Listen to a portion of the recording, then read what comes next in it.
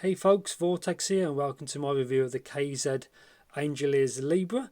Now this is a collab between KZ and the AngelEars store. So yeah, as usual, full disclaimer, I'd like to thank AngelEars themselves for sending it out to me. But it was not free, I'd said a big discount basically. I was not paid to this video and all thoughts and opinions are my own. This is a very affordable model, I think it's under $15. And as you can see, this box is absolutely tiny. And yeah, I have no idea what these are like, so let's just get into it. So let's see what you get. You get tiny box, KZ, AngelEars, Libra. Some information there, as you can see. Nothing really on the side, nothing really on the side.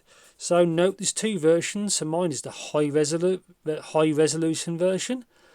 And there's also the balanced version, obviously mic and no mic. I'm quite curious to what the balanced one's like. I think it's got more low end, which might be beneficial, but I've only got the high resolution version. You can see the specs here, 3.5, 0.75, which is what they always use, 20 Hz to 40 kHz, 25 ohm impedance.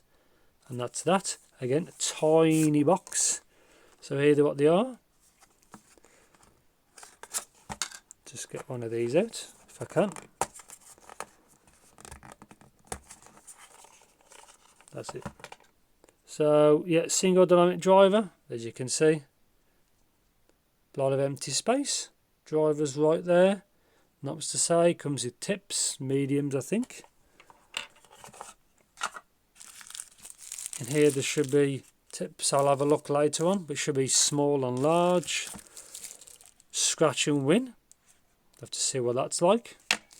And the cable, which should be normal, one of the mill KZ, and it is. And that's it. So very straightforward. Again, I'll have to see what this is about. Scratch and win. Number in the corner.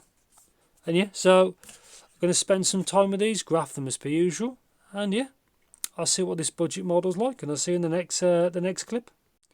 So welcome to my review section of the KZ AngelEars Libra. These are the high resolution version. If you've already missed the beginning, obviously there's a balanced version. I don't have those. I think they've got a little bit more low in this than this set. So anyway, I normally show the cable but it's the actual cable that KZ use all the time. It's not bad. And that's it. So I haven't included in this part of the video. Also the tips. Obviously you can see it comes with medium star lines. As well, people call them star lines. And in the pack there was small and large. And yeah, so let's just have a look what these will look like. So obviously these are under $15. So very affordable set. They look a little bit cheap, but they do the job. They're quite small as well, just the DD there. And that's the nozzle, which is on the I'd say the nozzle's on the thinner side, as you can see. So power sensitivity on this set, I found these are so easy to power. So on my amp I had to turn it like right down. So power sensitivity on this set is the super power. Just don't blow your eardrums out basically. And yeah, so fit and comfort as well. Again, these are a small set. I had no issues at all. They seem quite comfortable, to be honest. They don't have that funny kind of, this part that sticks up here, which can be annoying. Obviously it doesn't have that. Again, quite a small unit. So timbre on this set, what do they sound like? The timbre's pretty good. It's not the best, but again, these are a super cheap model. But the timbre on the whole is not too bad at all. So technicalities and resolution, I find them both very good for what this is, and the driver's actually quite competent they've used. But I'll talk about that more in the sound. But yeah, technicalities and resolution and obviously details in this set is actually good. So let's talk about stage and imaging. Again, I think there's both quite good on this set. Just try and get my words out. Yeah, so stage and imaging quite good on this set. Again, I think it's helped that it's actually kind of a brighter tuning, but we'll see on the graph. And yeah, keyword is bright. So these are the high resolution model. So be wary of what you order. So anyway, so just move this out of the way. Put the graph up. So as again, I've only got the high resolution version. This is what the graph looks like. So the low end, the base is, I think it's a little bit lower than So actually using it, it looks a little bit more bassy on the graph than what you hear. It's, again, this is definitely not a bassy set, which is a bit of a change from KZ. So yeah, it's slightly on the leaner side, but it does have enough punch to it probably when you need it. Personally, I want a bit more. As I say, I typically do like electronic music, which one's more of a hit. But it's not too bad. Again, the DD sounds quite quality, is quite competent.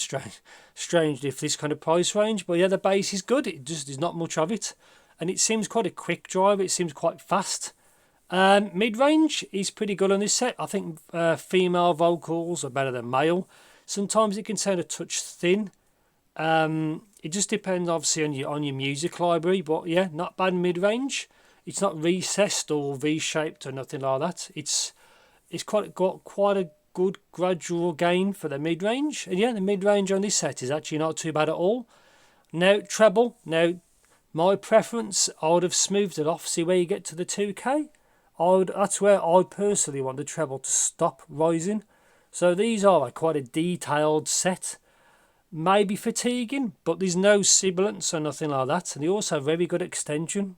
Now these obviously the 711 couplers, 8K-ish is probably as far as you want to go for reliability.